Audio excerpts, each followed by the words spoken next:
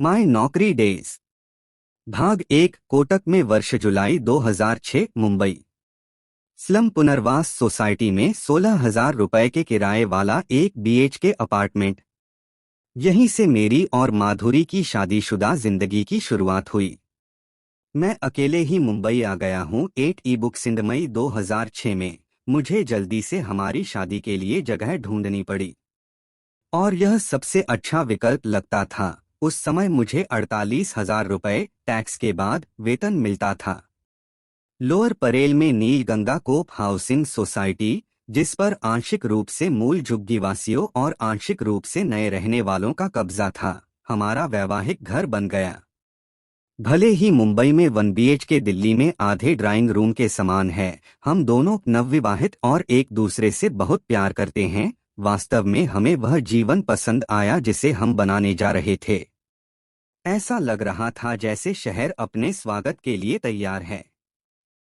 कोटक कार्यालय नरीमन पॉइंट पर था और काम पर जाने के लिए हर सुबह क्वींस नेकलेस से होकर गुजरना लगभग ग्लैमरस लगता था। इससे बहुत मदद मिली कि ये प्रारंभिक वर्ष निवेश बैंकिंग के लिए तेजी का समय थे। मैं कोटक में उनकी विलय और अधिग्रहण टीम के एक हिस्से के रूप में शामिल हुआ था और संस्था का हिस्सा बनना एक विशेषाधिकार की तरह महसूस हुआ। मुझे एक सज्जन को रिपोर्ट करनी थी। M&A के प्रमुख सुघोष मोहरीकर को बुलाया गया, जो बदले में निवेश बैंकिंग के समग्र प्रमुख फाल्गुनी नायर, नायका प्रसिद्धि, को रिपोर्ट करते थे। एक नए कर्मचारी के रूप में बेशक मैं शीर्ष बॉस उदय से नहीं मिला था, मैं उनसे आश्चर्यचकित था ऐसी कहानियां सुनकर कि जब हमारे बॉस फैंसी स्प्रेडशीट के साथ उनके पास गए तो उन्हें बस अपनी स्प्रेडशीट निकालनी थी। स्प्रेडशीट को अलग करने के लिए 1980 के दशक का कैलकुलेटर। इसमें कोई आश्चर्य की बात नहीं है, क्योंकि निवेश बैंकिंग सर्किट में उन्होंने अपने लिए जो बड़ी प्रतिष्ठा बनाई थी वह खुद बयां कर रही थी। वास्तव में एक समय में कंपनी, कोठारी और कोटक को निवेश बैंकिंग में 3K के रूप में जाना जाता था। कोटक सर्किट में लाला के नाम से संदर्भित उदय अपनी संयमित जीवन शैली के लिए भी जाने जाते थे। उनके पास हल्के नीले रंग की कैमरी कार हुआ करती थी, जबकि उनकी पत्नी उन दिनों सेंट्रो चलाती थीं, उस समय जब BMW और मर्क आम हो रहे थे। कहानी यह है कि भले ही कोटक निवेश बैंकिंग के लोग अच्छा पैसा कमा रहे थे, वे गरीब दिखते थे क्योंकि वे खर्च नहीं कर सकते थे, सिर्फ इसलिए क्योंकि बॉस खर्च नहीं कर रहे थे। Anchor electricals. कोटक में मेरे पहले वर्ष में मुझे एक लेनदेन पर रखा गया था जहां एंकर इलेक्ट्रिकल्स इलेक्ट्रिकल एक्सेसरीज बाजार में एक जाना-माना नाम एक खरीदार की तलाश में था। एक घरेलू व्यवसाय जिसे 2 गुजराती सज्जनों जादव जी और दामजी भाई शाह द्वारा स्थापित किया गया था, यह अपनी मामूली जड़ों से विकसित होकर भारत में सबसे बड़ा विद्युत स्विच व्यवसाय बन गया। वास्तव में यह मेरे लिए यह देखने का एक बड़ा अवसर था कि भारतीय पारंपरिक व्यवसायों का निर्माण कैसे हुआ। उनकी विनम्र शुरुआत के बारे में सभी चर्चाओं के बावजूद मुझे उस पल के लिए तैयार नहीं किया जा सका जब संस्थापकों में से एक के बड़े बेटे अतुल भाई, जिनके साथ मैं बिक्री पर करीब से काम कर रहा था, ने एक दुकान की ओर इशारा किया जब हम वर्ली नाका पार कर रहे थे। यह इंगित करने के लिए कि व्यवसाय स्थापित करने के शुरुआती दिनों में संस्थापक उस दुकान के बाहर जमीन पर सोते थे। यह एक सर्वोत्कृष्ट गरीब से अमीर कहानी थी। मेरे बॉस विकास ने मुझे सौदे को पूरा करने के लिए एंकर इलेक्ट्रिकल्स कार्यालय में तैनात रहने की छूट दी थी। इसलिए अगले 9 महीनों के लिए अंधेरी में MIDC में उनका कार्यालय मेरे रिपोर्टिंग मैनेजर नीरज के साथ मेरा कार्यस्थल होगा। एंकर कार्यालय के बारे में दिलचस्प बात यह थी कि आप चाहे कोई भी भाषा बोलते हों, जवाब हमेशा गुजराती में ही होता था। शुक्र है अहमदाबाद में 2 साल बिताने के बाद मैं भाषा समझने लगा था। दरअसल पहली बार मुझे एहसास हुआ, गुजराती व्यापार करने के लिए एक महान भाषा थी, उस आक्रामकता से रहित जो कई अन्य भाषाओं में निहित रूप से दिखाई देती है। यहाँ तक कि सबसे गर्मागर्म चर्चाओं में भी भाषा के शब्दों या स्वर ने शत्रुता को नहीं बढ़ाया। इस अवधि के दौरान मैंने संभावित निवेशकों के साथ कच्छ और दमन और दीव में एंकर संयंत्रों की भी व्यापक यात्रा की। जबकि आम धारणा यह है कि निवेश बैंकिंग में आलीशान कार्यालयों में बैठना, सूट और टाई पहनना और लैपटॉप स्क्रीन को घूरना शामिल है, वास्तव में कई अन्य चीजें हैं जो आपको करने की आवश्यकता होती है, जिसमें संस्थापक की सनक से लेन देन को बचाना भी शामिल है। मुझे ऐसे कई उदाहरणों का सामना करना पड़ा। एक समय मुझे यह सुनिश्चित करना था कि अतुल भाई, जो मुंबई में रहते समय शराब नहीं पीते थे लेकिन दीव में ऐसा करते थे, को निवेशकों को डराने वाली कोई भी बात कहने से पहले उनके कमरे में ले जाया जाए। हालांकि एक घटना जो हमेशा मेरी स्मृति में रहेगी, वह तब की है जब मैं उनके कार्यालय में बैठा था और बिक्री कर छापे के कारण अचानक अफरा-तफरी मच गई। इससे पहले कि हमें पता चलता, परिसर को सील कर दिया गया। क्या आपके पास कोटक पहचान पत्र है? मुझसे उनके सीएफओ ने पूछा।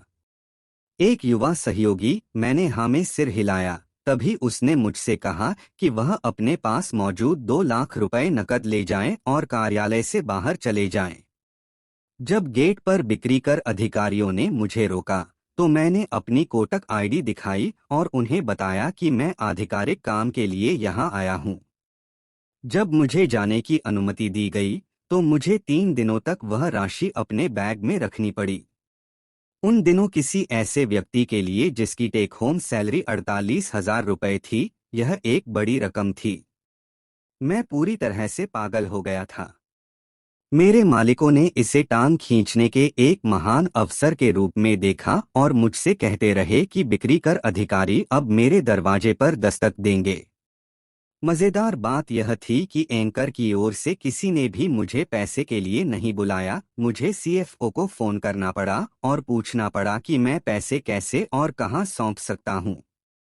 आखिरकार मुझे कफ परेड में एक स्टोर पर इसे छोड़ देने के लिए कहा गया। इस प्रकार मेरी दुविधा समाप्त हो गई। एंकर व्यवसाय बहुत खंडित था क्योंकि उनके पास कई छोटी इकाइयां थीं। हमें जो करना था वह एक जटिल लेन देन था, जिसके तहत एक मंदी की बिक्री में सभी कंपनियों को मूल कंपनी को बेच दिया गया था, जिसमें खरीदने वाली इकाई अंततः पैसा लगाएगी।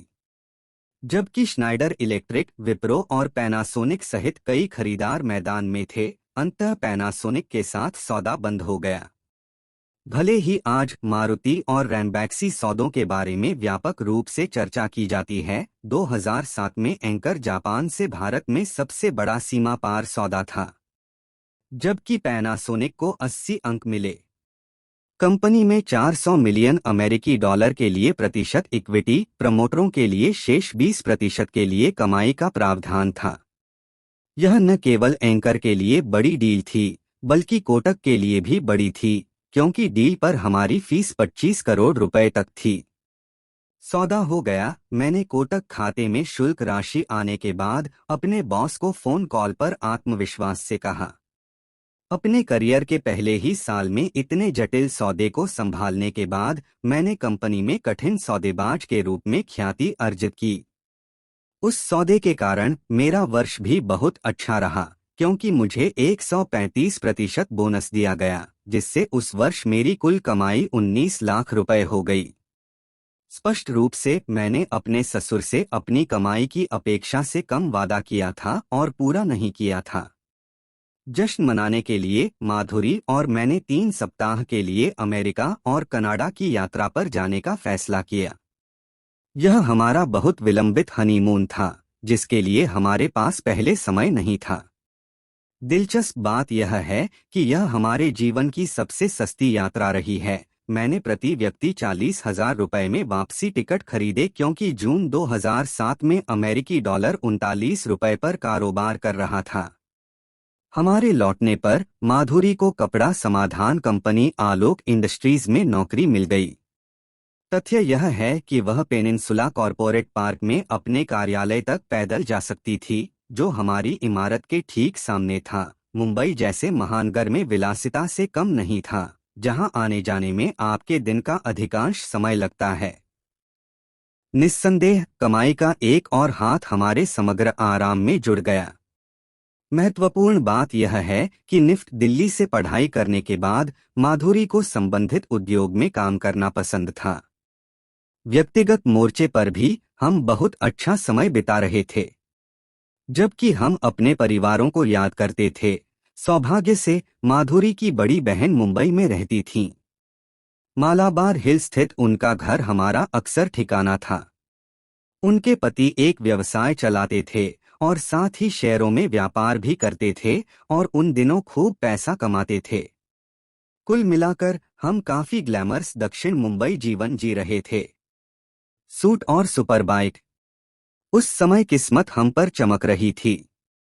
जनवरी 2008 में माधुरी काम से संबंधित प्रदर्शनी के लिए जर्मनी के हिडलबर्ग जा रही थीं। इससे पहले हमने मुंबई के एक मॉल में जाने का फैसला किया। यह वह समय था जब मैं अच्छा बोनस अर्जित करके खुद पर पैसा खर्च करना चाहता था। पहली बार मैंने अपने लिए एक महंगा सूट खरीदा। इसके साथ हमें जो पेशकश की गई वह कुछ रैफल टिकटें थीं जो आपको एक सुपर बाइक जीतवा सकती थीं। अपने जीवन में कभी भी कोई लॉटरी नहीं जीतने के कारण मैं तुरंत इसके बारे में भूल गया, जब तक कि एक दिन मुझे फोन नहीं आया कि मैंने सुपर बाइक जीत ली है। यामाहा मैट्रिकटन 01 कीमत 12 लाख रुपए। मुझे याद है जर्मनी में मैंने इस खबर को साझा करने के लिए उत्साहित होकर माधुरी को फोन किया था। प्रारंभिक उत्साह कम होने के बाद हम बाइक के साथ क्या करेंगे, इस पर व्यावहारिक विचार करने के बाद उन्होंने टिप्पणी की कि हमें मॉल से हमें इसके बदले दूसरा पुरस्कार देने के लिए कहना चाहिए, एक टेलीविजन सेट। बनियों वाली बात मत कर, मेरी प्रतिक्रिया थी, उसे आश्वस्त करते हुए कि हमें सुपर बाइक इकट्ठा करनी चाहिए। यह मॉडल और अभिनेता मार्क रॉबिन्सन थे जिन्हें बाइक सौंपने के लिए बुलाया गया था। लेकिन यह निश्चित नहीं था कि मैं बाइक कहाँ चलाऊंगा। मैंने मुंबई में कुछ बाइक डीलरों के बारे में पता लगाया और अंततः एक पारसी व्यक्ति को 8 लाख रुपए में बाइक बेच दी। मुझे 4 लाख रुपए का उपहार कर चुकाना पड़ा और फिर भी मैंने 4 लाख रुपए की अच्छी खासी कमाई कर ली, उस सूट की बदौलत जिसने मुझे 15 गुना से अधिक का रिटर्न दिलाया। एक युवा निवेश बैंकर के रूप में मैं विभिन्न उद्योगों में हाथ आजमाने का इच्छुक था और जल्द ही मुझे एक नए क्षेत्र में काम करने का मौका मिला। कोटक में दूसरे वर्ष में मैंने रियल एस्टेट ग्राहक रुस्तम जी के लिए धन जुटाया। मैंने क्लाइंट के साथ 1 साल से अधिक समय बिताया, उद्योग की बारीकियों को सीखा और अंततः एक रियल एस्टेट फंड अपोलो के माध्यम से उनके लिए $60 मिलियन जुटाए। सौदे के बाद रुस्तम जी के संस्थापक मेरे प्रयासों से इतने खुश थे कि उन्होंने मुझे अपनी आगामी टाउनशिप 1000 करोड़ रुपए की प्रतिष्ठित परियोजना के लिए सीईओ की भूमिका की पेशकश की। उस समय मैं पूरी तरह 26 साल का था। मैंने प्रस्ताव स्वीकार नहीं किया, लेकिन मेरे लिए यह महत्वपूर्ण था कि मैंने अपने ग्राहक का सम्मान अर्जित किया और मेरा काम खुद बोलता था। इस समय तक कोटक में मेरा निश्चित वेतन, वर्ष के अंत का बोनस महत्वपूर्ण और अतिरिक्त था, 8 लाख रुपए से बढ़कर 14 लाख रुपए हो गया था और फिर कुछ उद्योग आंदोलनों के कारण तेजी से 16 लाख रुपए हो गया। जेन फाइनेंशियल से अलग होने के बाद मॉर्गन स्टेनली ने उस समय बाजार में प्रवेश किया था। लगभग उसी समय मेरिल लिंच भी डीएसपी से स्वतंत्र हो गई थी। स्पष्ट कारणों से कोटक इन कंपनियों के लिए अवैध शिकार का मैदान था। हालांकि मेरे कई सहकर्मियों ने बदलाव कर लिया, हालांकि मुझे ऐसा करने की आवश्यकता महसूस नहीं हुई। मुझे न केवल अच्छा पैसा मिल रहा था, बल्कि कोटक एक अच्छा नियोक्ता भी था, जहां आंतरिक राजनीति नहीं बल्कि योग्यता का बोलबाला था। वास्तव में दूसरे वर्ष के अंत में 16 लाख रुपए के वेतन आधार पर मैंने बोनस के रूप में 32 लाख रुपए कमाए। मुझे याद है कि मैंने अपने माता पिता को फोन किया था, जो यह सुनने के लिए बहुत खुश थे। हम यह याद करने से खुद को नहीं रोक सके कि कैसे हमने सिर्फ 32 लाख रुपए का बिल्डर फ्लोर खरीदा था। 4 साल पहले इतना वित्तीय खिंचाव था। अब मैंने 1 वर्ष के नकद बोनस के रूप में ठीक उतनी ही राशि अर्जित की थी। जुलाई 2007 के आसपास मेरी बहन, जो एक्चुरियल साइंस में कोर्स कर रही थी, को मुंबई में म्यूनिख रे में नौकरी मिल गई और वह हमारे साथ रहने के लिए आ गई। जबकि 1 BH के घर हम तीनों के लिए मुश्किल था, हमें बस यह अच्छा लगा कि इतने लंबे समय के बाद परिवार का कोई सदस्य हमारे साथ रहे। वास्तव में उनके आगमन से हमें यह तथ्य समझ में आया कि हम वास्तव में अपने परिवारों को याद कर रहे थे। भले ही मुंबई में उनका प्रवास छोटा था, उनके प्रवास की एक घटना जो मेरे दिमाग में रहती है, भले ही मुझे उस पर बहुत गर्व नहीं है, वह एक महत्वाकांक्षी वकील शौनक शर्मा के साथ एक मुलाकात है, जिनके साथ वह उस समय डेटिंग कर रही थीं। दरअसल उसने शौनक को मुझसे मिलवाने के लिए घर बुलाया था। स्वयं प्रेम विवाह करने की अपनी तमाम घोषणाओं के बावजूद जब मेरी बहन को प्यार मिलने की बात आई तो मैं आदर्श भाई से कोसों दूर था। वास्तव में मुझे शौनक से केवल एक ही बात याद है, वह थी हाय और बाय। शुक्र है वह अजीब मुलाकात बीच में नहीं आई और शौनक अब मेरा जीजा है। मेरी बहन को मैक्स न्यूयॉर्क लाइफ से एक प्रस्ताव मिला और वह जल्द ही दिल्ली वापस आ गई। हमें घर की और भी अधिक याद आने लगी। तभी मैंने और माधुरी ने फैसला किया कि अब अपना परिवार शुरू करने का समय आ गया है। जल्द ही माधुरी गर्भवती होने वाली थी, लेकिन उसके लिए पहली तिमाही कठिन थी।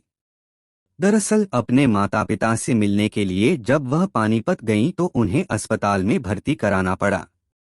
जब मैं उसके साथ रहने के लिए उड़ान भरी तो हमें यह स्पष्ट होता जा रहा था कि मुंबई में रहना अब संभव नहीं है और हमें अपने परिवार की सहायता प्रणाली की आवश्यकता है। माधुरी की स्थिति को देखते हुए मैंने कार्यालय को अपनी व्यक्तिगत प्रतिबद्धताओं के बारे में सूचित करते हुए स्थानांतरण के लिए आवेदन किया। शुक्र है कोटक बहुत मददगार था और 2008 के मध्य तक हम दिल्ली आ गए थे। वापस घर, कम से कम यह कहने के लिए कि हमारा दिल्ली वापस जाना बिल्कुल सही समय पर था। जैसा कि वे कहते हैं, बाजार ही एकमात्र सत्य है और 2008 में बाजार ढह गए।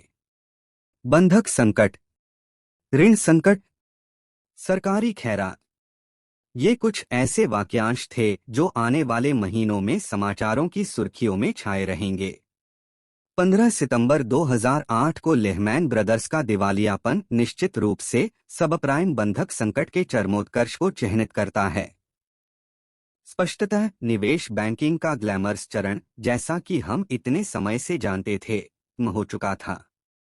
भारत में हमने रिलायंस पावर IPO के साथ बाजार में गिरावट के शुरुआती संकेत देखे थे, जिसका स्टॉक एक्सचेंज पर सपना कुछ ही मिनटों तक चला था।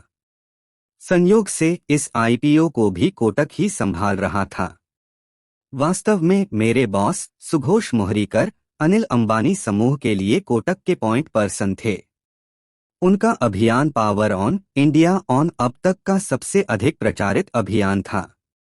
अधिकांश लोगों को अभी भी मरीन ड्राइव पर अपनी टैगलाइन वाले प्रबुद्ध गुब्बारे याद होंगे, उच्च डेसिबल जन मीडिया अभियान का उल्लेख नहीं करना होगा। जब वह IPO प्रदर्शन करने में विफल रहा तो बाजार में गिरावट आई। IPO से पहले भी हमने सुघोष की चेतावनी भरी आवाज सुनी थी, जिन्होंने स्वीकार किया था कि यह IPO काफी चिंताजनक था।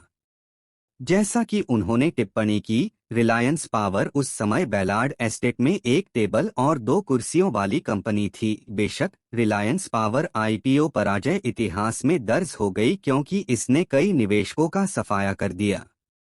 दरअसल IPO निवेशकों को हुए घाटे की भरपाई के लिए अनिल अंबानी को शेयरों का बोनस इश्यू करना पड़ा, जिसमें उन्होंने हिस्सा नहीं लिया। यह सभी के लिए स्पष्ट था कि भालू चक्र शुरू हो गया था @ebooks एंड देखने के लिए। मेरी खुद की कमाई 1 साल पहले के 48 लाख रुपए से गिरकर उस साल 22 लाख रुपए हो गई। किसी भी मामले में कोटक में मजाक यह था कि मार्च का महीना हमेशा लाला उदय का पक्ष लेता था। मूल्यांकन का समय आया और या तो मूल्यांकन से पहले की तिमाही या जिस तिमाही में मूल्यांकन किया जा रहा था वह शुष्क हो गया। निःसंदेह ये अभूतपूर्व समय थे। धूल से सनी पुलिस जीपें। दिल्ली वापस जाने से पहले 2008 में मैं जिन सौदों पर काम कर रहा था उनमें से एक एचडीआईएल के साथ था। वधावन के स्वामित्व वाली एचडीआईएल उस समय सिक्स सेंसेज नामक होटल श्रृंखला का अधिग्रहण करना चाहती थी। एक सिंधी सज्जन और उनकी फ्रांसीसी प्रेमिका द्वारा लॉन्च किया गया सिक्स सेंसेज कुछ बेहद उच्च श्रेणी के टिकाऊ लग्जरी रिसॉर्ट और 5 सितारा होटल चलाता था। नीरज और मुझे इस प्रोजेक्ट का काम सौंपा गया। वास्तव में हम दोनों अब तक कई परियोजनाओं पर एक साथ काम करके एक मजबूत टीम बन चुके थे। हालांकि बांद्रा में एचडीआईएल हाउस की मेरी पहली यात्रा ने मुझे सोचने पर मजबूर कर दिया। यहाँ से जिंदा निकल गए तो बड़ी बात है, यदि हम हैं तो यह बहुत बड़ी बात होगी। मैं यहाँ से जीवित बाहर निकलने में सक्षम हूँ। बेसमेंट में अपनी कार पार्क करने के बाद मैं था। धूल से सनी 2 पुलिस जीपों को देखकर स्वागत किया गया। मुझे यह पता था वधावन को झुग्गी झोपड़ियों के मालिक होने की प्रतिष्ठा प्राप्त थी। वास्तव में उनका व्यवसाय मॉडल ऐसा लगता था, झुग्गियां बसाना, उन्हें हटाना, एफएसआई फ्लोर प्राप्त करना, स्पेस इंडेक्स और बदले में इसे अन्य बिल्डरों को बेचना। हालांकि पुलिस जीपों को उनके तहखाने में धूल खाते हुए देखने का दृश्य बिल्कुल अलग था। शुक्र है जिन अन्य ग्राहकों पर मुझे काम करना पड़ा वे उतने रंगीन नहीं थे, हालांकि उनके सौदे अपने आप में अत्यधिक जटिल थे। ऐसा ही एक जटिल सौदा भारतीय टेलीकॉम कंपनी एयरसेल के संस्थापक शिवशंकरन और मलेशियाई ऑपरेटर मैक्सिस कम्युनिकेशंस के बीच $1.8 बिलियन के सौदे पर मध्यस्थता से संबंधित था। जबकि यह सौदा 2006 में हुआ था। बाद की तारीख में शिवा ने आरोप लगाया कि मैक्सिस ने जानबूझकर उसे समय पर सार्वजनिक न करके और ईबीआईटीडीए नहीं बनाकर सौदे पर कमाई से वंचित कर दिया था। विवाद मध्यस्थता के अधीन चला गया। यही वह समय था जब कोटक को मैक्सिस को पूंजी बाजार विशेषज्ञ के रूप में तैयार करने में मदद करने का दायित्व सौंपा गया था। इस प्रदर्शन से मुझे दूरसंचार बाजार को काफी गहराई से समझने का मौका मिला। वास्तव में मैंने एक तीक्ष्ण रिपोर्ट तैयार की थी जिसका उपयोग मैक्सिस द्वारा मध्यस्थता के लिए किया जाना था। हालांकि उदय ने इस रिपोर्ट पर हस्ताक्षर करने से इनकार कर दिया। उन्हें अपनी सहज बुद्धि से यह आभास था कि इससे 2G स्पेक्ट्रम लाइसेंस के आवंटन से संबंधित मुद्दे सामने आ सकते हैं और वह किसी भी विवाद से दूर रहना चाहते थे। जबकि मैक्सिस ने अभी भी रिपोर्ट का उपयोग किया, यह आधिकारिक मध्यस्थता दस्तावेज के रूप में नीचे नहीं गया। निस्संदेह उदय की प्रवृत्ति सही निकली, क्योंकि बाद में 2G घोटाला उजागर हुआ। यह कोटक के लिए $1 मिलियन का शुल्क आदेश था, लेकिन स्पष्ट रूप से वह बेहतर जानता था अपनी प्रतिष्ठा के पक्ष में तत्काल शुल्क को छोड़ देना। वास्तव में उदय से मुझे जो बड़ी सीख मिली है वह यह है कि किसी को भी अपनी भागीदारी के नतीजों को बहुत सावधानी से तौलना चाहिए। मृत्यु से मुक्ति, एक बड़ी व्यक्तिगत हानि और एक बार फिर जीवन। दिल्ली में तैनात रहने के दौरान मुझे कुछ सौदों को संभालने के लिए मुंबई की यात्रा करनी पड़ी जिन पर काम चल रहा था। मेरी मजबूत कार्यनीति और उस समय की स्थिति को देखते हुए मैंने यह सुनिश्चित किया कि मैं होटल के बजाय हमेशा अपनी भाभी के घर पर रुकूं। तथ्य यह है कि मेरी भाभी और उनके पति दीपक गुप्ता ने वहां मेरा बहुत स्वागत किया, इससे सारा फर्क पड़ा। जबकि उनके पास 1 BHK था, वे खुशी खुशी मुझे कमरा दे देते थे, जबकि वे लिविंग रूम में सोफे पर सोते थे। अपनी एक मुंबई यात्रा के दौरान मैं मौत से बाल बाल बच गया। ऐसा हुआ कि मैंने सोचा कि शहर में रहते हुए मैं कुछ स्वादिष्ट आनंद लूंगा। मैंने अपने बचपन के एक दोस्त को फोन किया और मालवीय नगर की पड़ोसी मानसी कोहली, जो मुंबई में थीं, ने उनसे और उनके पति से ताज होटल के ठीक पीछे स्थित कोलाबा में खान चाचा नामक एक स्थान पर कुछ प्रसिद्ध चिकन रोल के लिए मुझसे मिलने के लिए कहा। हालांकि आखिरी समय में मानसी किसी आधिकारिक काम में फंस गईं और उन्होंने कहा कि वह इसमें नहीं आ पाएंगी। उस समय तक मैं एक कैब में मरीन ड्राइव पर क्लब मैदान पार करके कोलाबा की ओर जा रहा था। जल्द ही मुझे मेरी भाभी का फोन आया। उन्होंने मुझसे पूछा कि मैं कहाँ हूँ। उसने मुझसे कहा कि ऐसा लगता है कि दक्षिण बॉम्बे में गोलीबारी की कुछ खबर है, और कहा कि मुझे सुरक्षित स्थान पर जाना चाहिए। ऐसे ही मैंने चौपाटी से यू टर्न लिया और दादर में अपने सहयोगी शैलेश राठी के घर की ओर चला गया। बेशक जब तक मैं वहां पहुंचा, सभी समाचार चैनल ताज होटल की घेराबंदी की अविश्वसनीय खबर चला रहे थे। यदि भाग्य ने मेरे लिए बड़ी चीजें नहीं लिखी होती, तो मैं मृत्यु और विनाश के दृश्य के ठीक बीच में होता।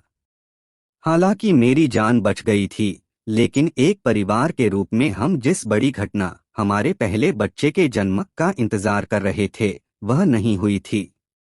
भ्रूण के मूल्यांकन के लिए माधुरी के 3 महीने के अल्ट्रासाउंड से पता चला कि बच्चे की गर्दन में अतिरिक्त वृद्धि हुई है, जो बच्चे के विकलांगता के साथ पैदा होने के जोखिम की ओर इशारा करता है। इस खबर ने सचमुच हमारी दुनिया को तहस-नहस कर दिया।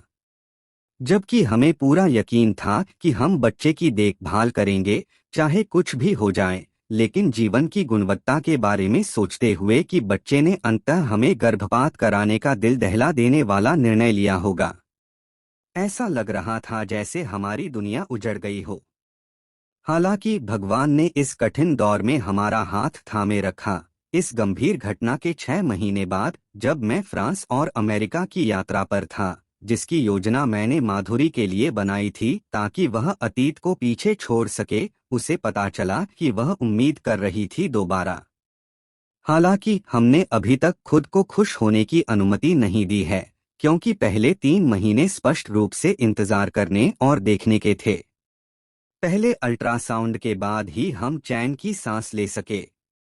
हमारे बेटे अवयुक्त ग्रोवर का जन्म 5 फरवरी 2010 को हुआ और उसने एक झटके में हमारी दुनिया बदल दी।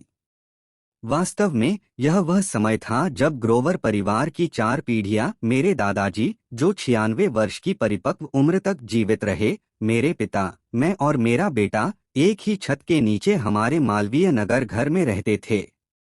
जीवन सचमुच फिर से धन्य हो गया। चुनौतीपूर्ण कार्य। काम के मोर्चे पर मैंने अपना सर्वश्रेष्ठ प्रदर्शन जारी रखा और कई चुनौतीपूर्ण कार्यों का हिस्सा रहा। मैं जिस सौदे को सबसे अधिक मांग वाले सौदे में गिनता हूं, वह डीएलएफ विलय से संबंधित था। डीएलएफ आईपीओ से पहले, जो 2007 में हुआ था, समूह की पट्टे पर दी गई संपत्ति प्रमोटरों और स्टैंडर्ड चार्टर्ड सहित कुछ निवेशकों द्वारा डीएलएफ एसेट्स लिमिटेड नामक इकाई में खरीदी गई थी। इसलिए एक महत्वपूर्ण राजस्व था आईपीओ से पहले अर्जित किया गया था। दरअसल यह भी एक कारण था कि डीएलएफ का आईपीओ बेहद सफल रहा। हालांकि 2009 में रियल एस्टेट बाजार मंदी के दौर से गुजरना शुरू कर दिया। डीएलएफ के शेयर, जो 400 रुपए से अधिक पर सूचीबद्ध थे और एक समय में 1200 रुपए तक चले गए थे, गिरकर लगभग 100 रुपए प्रति शेयर पर आ गए। इसका एक कारण यह था कि विश्लेषक समुदाय का मानना था कि प्रमोटरों को सूचीबद्ध इकाई के बाहर पट्टे पर दी गई संपत्तियों का मालिक नहीं होना चाहिए और इसके बजाय सभी पट्टे पर दी गई संपत्तियां समूह के भीतर होनी चाहिए, क्योंकि यहीं पर एक महत्वपूर्ण नकदी प्रवाह बैठता है और वह नकदी प्रवाह का उपयोग विकासात्मक कार्यों में किया जाना चाहिए। इसलिए 2009 में यह प्रस्तावित किया गया था कि डीएलएफ एसेट्स को डीएलएफ लिमिटेड के साथ विलय कर दिया जाए। इसका मतलब कैशलेस लेन देन था। इससे डीएलएफ शेयरधारकों को विलय की गई इकाई तक एक निश्चित पहुंच मिल जाएगी, जबकि प्रमोटरों को सूचीबद्ध डीएलएफ लिमिटेड में अपनी हिस्सेदारी बढ़ जाएगी। यह एक संबंधित पार्टी लेन देन था। इस प्रक्रिया का नेतृत्व करने के लिए 3 बैंकों को नियुक्त किया गया था, उनमें से एक कोटक था। चूंकि मैंने रियल एस्टेट क्षेत्र में अपना दबदबा बना लिया था और अब मैं दिल्ली में रहता हूं, इसलिए मुझे जनादेश दिया गया था। इस लेनदेन में बड़ी सीख कुछ मजबूत व्यक्तित्वों से निपटने से मिली। उनमें से एक उनके सीएफओ रमेश संका थे। वास्तव में मुझे संका के साथ बहुत धक्का मुक्की करनी पड़ी, क्योंकि उनका प्रयास सौदे को इस तरह से तैयार करना था जिससे प्रमोटरों को फायदा हो। एक समय तो हमने डीएलएफ में टीम के साथ चिल्लाते हुए मैच भी खेले थे। बात इस हद तक पहुंच गई कि संका ने मेरे सुपर बॉस फाल्गुनी नायर को फोन करके कहा कि अगर आपका लड़का उत्पात मचाता रहा तो वे कोटक को डील से बाहर कर देंगे। हालांकि मुझे इस बात पर गर्व था कि मेरे पास एक आवाज है जिसका उपयोग मैं निवेशकों के प्रति निष्पक्ष होने के लिए कर रहा हूं। संरचना के लिहाज से यह निष्पादित करने के लिए सबसे कठिन सौदों में से एक था। डीएलएफ एसेट्स में डी शॉ और स्टैंचार्ट का निवेश था, जिन्हें बाहर निकलने और अपने पैसे पर रिटर्न की पेशकश करने की आवश्यकता थी। बदले में संपत्तियों को करकुशल तरीके से सूचीबद्ध कंपनी में लाया जाना था। मुझे अभी भी अंतिम बोर्ड बैठक याद है जहां विलय पर विस्तार से चर्चा हुई थी। अध्यक्ष राजीव सिंह प्रस्तावित विलय अनुपात से बेहद नाखुश थे, यहां तक कि उन्होंने बोर्ड बैठक में अपनी आवाज उठाई थी, जिससे बाकी सभी को मजबूर होना पड़ा। एक असहज चुप्पी में फिसल जाओ। एक बार विलय अनुपात स्थिर हो जाने के बाद शेयर बाजार में सौदे की घोषणा करने के लिए राइटअप भी मेरे कंप्यूटर पर तैयार किया गया था, जिसमें राजीव सिंह और Cyril Shroff law firm Amarchand से थे। मंगलदास उपस्थित रहे। चूंकि मैंने यह जटिल सौदा किया था, इसलिए मेरे बॉस बन गए। मुझे अपनी क्षमताओं पर पूरा भरोसा है। वास्तव में इस सौदे के बाद मैंने डीएलएफ परिवार के लिए भी एक सौदा किया।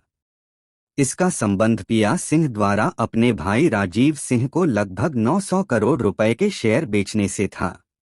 यह सौदा 240 रुपए प्रति शेयर की कीमत पर किया गया था और इसे स्टॉक एक्सचेंज पर ब्लॉक डील के रूप में निष्पादित किया जाना था।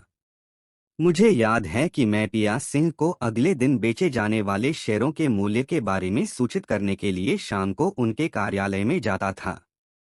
मेरे द्वारा प्रेरित आत्मविश्वास को देखते हुए मैं एकमात्र व्यक्ति होऊंगा जिसे वह अंतिम हस्ताक्षर देगी। रियल एस्टेट में मेरा कार्यकाल निरंतर जारी रहा क्योंकि मैंने बेंगलोर स्थित प्रेस्टीज एस्टेट आईपीओ पर भी काम किया। यह मेरा चौथा बड़ा रियल एस्टेट सौदा था। इरफान रजाक नामक एक सज्जन द्वारा स्थापित कंपनी ने इस काम के लिए मेरिल लिंच और कोटक को सूचीबद्ध किया था। मुझे रोड शो के लिए इरफान रजाक और उनके सीईओ के साथ हांगकांग की व्यापक यात्रा याद है। संस्थापक के प्रति मेरे द्वारा प्रेरित विश्वास के कारण जब नरीमन पॉइंट के ओबेरॉय होटल में एंकर निवेशकों का निर्णय लेने के लिए एक बैठक हुई, जिसमें 20 से अधिक बैंकर और आईपीओ टीम उपस्थित थी, तो श्री रजाक ने स्पष्ट कर दिया कि हालांकि हर कोई ऐसा कर सकता है। उनके सुझावों के अनुसार अशनीर की ईमेल आईडी से आने वाली सूची ही अंतिम शब्द मानी जाएगी। एक चीज जो मुझे लगता है कि मेरे पक्ष में काम की, न केवल प्रेस्टीज ग्रुप के साथ बल्कि उन सभी ग्राहकों के साथ जिनके साथ मैंने काम किया, वह यह तथ्य था कि मैं व्यवसायों पर निर्णय नहीं लेता था। इसके विपरीत यह मेरा समाधानोन्मुख दृष्टिकोण था जिसने यह सुनिश्चित किया कि मैंने मुद्दों के कुछ बहुत विशिष्ट समाधान पेश किए। इससे मदद मिली कि मुझे उद्योगों की एक विस्तृत श्रृंखला से अवगत कराया गया, जिसके परिणामस्वरूप समग्र बाजार के बारे में मेरी गहन समझ विकसित हुई। महत्वपूर्ण बात यह है कि जिन सौदों को मैंने संभाला वे कुकीटर सौदे नहीं थे, जहां उदाहरण के लिए एक एमएनसी दूसरे को बेच रही थी और इसलिए सब कुछ काफी हद तक सही था। आईपीओ को क्रियान्वित करने में मुझे लगभग कंपनी के सीएफओ के रूप में काम करना पड़ा, यह सुनिश्चित करते हुए कि मैंने ग्राहक की समस्या का समाधान किया। इसका एक उदाहरण पीसी ज्वेलर्स आईपीओ है, जिसे पिच डेक बनाने से लेकर तनिष्क के मुकाबले ब्रांड को बेंचमार्क करने या अंत में निवेशकों को कहानी बेचने तक मेरे द्वारा शुरू से अंत तक प्रबंधित किया गया था। मैंने उसके साथ न्यूयॉर्क, बोस्टन और सैन फ्रांसिस्को के चक्कर लगाए। पीसीजे के संस्थापक बलराम गर्ग ने वहां निवेशकों से बातचीत की। वर्षों बाद जब मैंने भारत पे लॉन्च किया तो बहुत से लोगों ने मेरी धन जुटाने की क्षमताओं की सराहना की। यह एक ऐसा कौशल है जिसे ऐसे कई लेनदेन में निखारा गया है। कुल मिलाकर कोटक में कार्यकाल ने मेरे लिए जो किया वह मेरे आत्मविश्वास को काफी बढ़ाने वाला था, खासकर जब मैं सफल संस्थापकों के आमने सामने आया। मुझे एहसास हुआ कि किसी का भी व्यवसाय सही नहीं था और प्रत्येक संस्थापक की अपनी असुरक्षाएं थीं। जब मैंने इन संस्थापकों को देखा तो मुझे उनसे विस्मय नहीं हुआ। इसके बजाय मुझे एहसास हुआ कि वे जहां थे वहां पहुंचने के लिए उन्होंने सही समय पर सही कदम कैसे उठाए थे। जैसा कि मैंने Merrill Lynch, Citi bank, Morgan Stanley और जैसी वैश्विक कंपनियों के साथ कई सौदों पर काम किया, मेरा हमेशा यही मानना था कि हम सभी आकस्मिक थे और असली खेल प्रमोटरों द्वारा खेला जा रहा था। इसलिए मैं हर समय इस बात को आत्मसात कर रहा था कि प्रमोटरों ने यहाँ तक पहुँचने के लिए क्या किया है।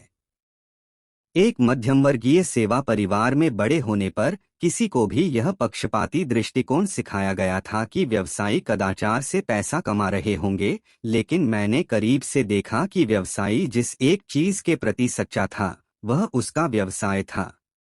घर वापस आकर मैं माधुरी के व्यावसायिक परिवार को भी करीब से देख रहा था और मुझे एहसास हुआ कि एक सेवा परिवार बनाम एक व्यावसायिक परिवार की विचार प्रक्रिया के संदर्भ में कितना अंतर था। जबकि एक सेवा परिवार अनुशासन और एक निश्चित दिनचर्या के बारे में था, अनिश्चितता को संभालने की उनकी क्षमता काफी सीमित थी। अपने घर में मैंने इस तथ्य को देखा कि माधुरी की अनिश्चितता को संभालने की क्षमता और जीवन में उसकी आकांक्षाएं मेरी अपेक्षा से कहीं अधिक थीं। मुझे यह भी एहसास होने लगा था कि सिर्फ वेतन कमाने से कोई कभी अमीर नहीं बनता। पीछे देखने पर यहीं से उद्यमशीलता का कीड़ा मुझे काटने लगा था। मेरे भीतर कहीं न कहीं मैं जानता था कि यदि अभी नहीं तो कभी न कभी उद्यमिता मेरा लक्ष्य होगी। एक पट्टिका और एक 5 ग्राम सोने का सिक्का। यह मेरे आईआईएम बैचमेट्स के बीच एक आंतरिक मजाक था कि यदि आप ग्रेच्युटी अर्जित करने के लिए किसी संगठन में लंबे समय तक रहे तो आप या तो कहीं और बेरोजगार थे या आप मानसिक रूप से सेवानिवृत्त हो गए थे। कोटक में 5 साल पूरे करने पर मुझे पहले ही ग्रेच्युटी राशि मिल चुकी थी। 5 ग्राम का सोने का सिक्का और उसके साथ आई सजावटी पट्टिका संगठन में बिताए गए वर्षों का बखान करती थी। हालांकि 2013 तक मैं इस प्रक्रिया से कुछ हद तक उबने लगा था। जबकि मैं पर्याप्त सौदे कर रहा था, अत्याधुनिक कार्रवाई। शुरुआती दिनों की निवेश बैंकिंग स्पष्ट रूप से कमजोर हो रही थी। न केवल अधिक खिलाड़ी थे, शुल्क भी कम होता जा रहा था।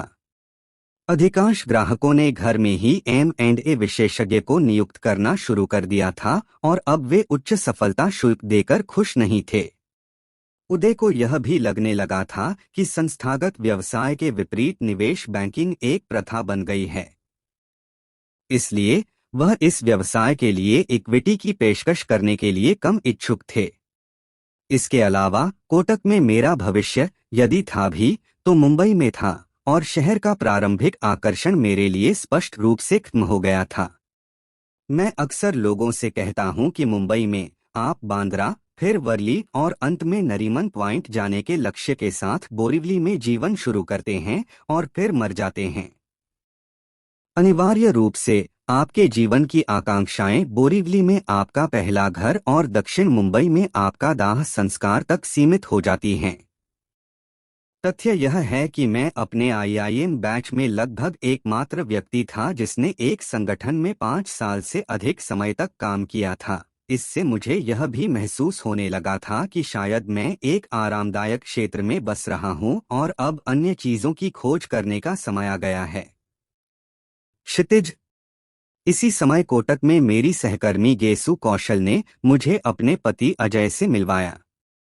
अजय बिल्डेस्क के संस्थापक हैं, जो उन दुर्लभ फिनटेक कंपनियों में से एक है जो लाभदायक रही है और अपने निवेशकों को लाभांश की पेशकश करती है। भारत के सबसे बड़े फिनटेक सौदों में से एक में कंपनी को पेयू द्वारा $4.7 बिलियन में अधिग्रहित किया जाना था।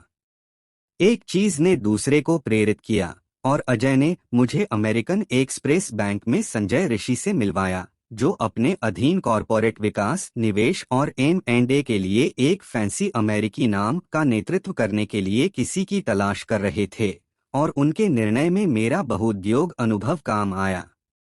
कुमार कोटक में 7 साल के सार्थक कार्यकाल के बाद अब आगे बढ़ने का समय आ गया है। उस समय मैं बहुत स्पष्ट था कि मैं कोटक की जीवन शैली और वहां सीखे गए कई मूल्यवान सबक से दूर नहीं जा रहा हूं। विडंबना यह है कि मुझे नहीं पता था कि कोटक मेरे बाद के करियर में दिखाई देगा और एक अति उत्साही गुट इसे पूरी तरह से एक नई कहानी में बदल देगा।